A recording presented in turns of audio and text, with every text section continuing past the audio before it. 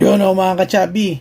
Hindi ko na record yung yung lunch ko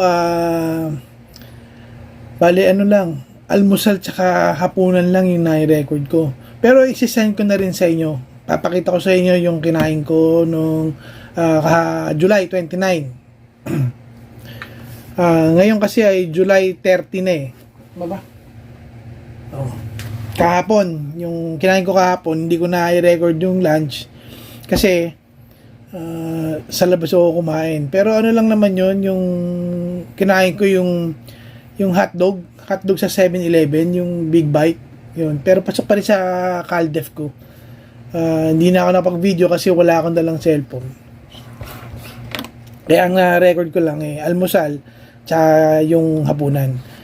Pero ngayong araw July 30 i-record natin lahat yung mula sa almusal, tanghalian hanggang hapunan. Okay mga kachabi, bye-bye.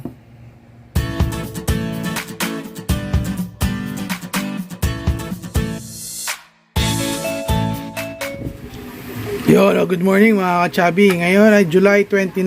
Ito ang aking almusal. Kanin, 200 grams, tsaka 117 grams ng itlog na may tuna, na may repolyo. Yan ang aking almusal. Tsaka yung sabaw ng tuna. Okay, mamaya ulit ang hali. Bye-bye. Ayun mga kachabi, ngayon ay July 29.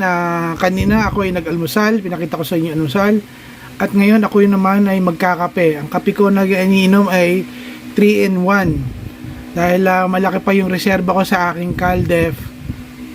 Ito naman yung inumin kong kape kasi medyo nakakasawa na pag black coffee na walang asukal palagi.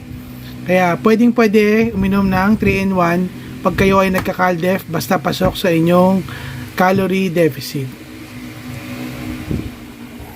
Mga kachabi, welcome sa channel namin, Chabi Bikers. Ito na po ang aking dinner ngayong July 29. Dahil naubusan kami ng kanin, walang natira. Oatmeal, 2 pirasong high protein na longganisa na ako ang gumagawa. Baka gusto nyo umorder. Tapos mansanas at pipino. Yan lang po ang aking dinner.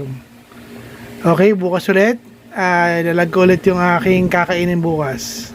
Bye-bye!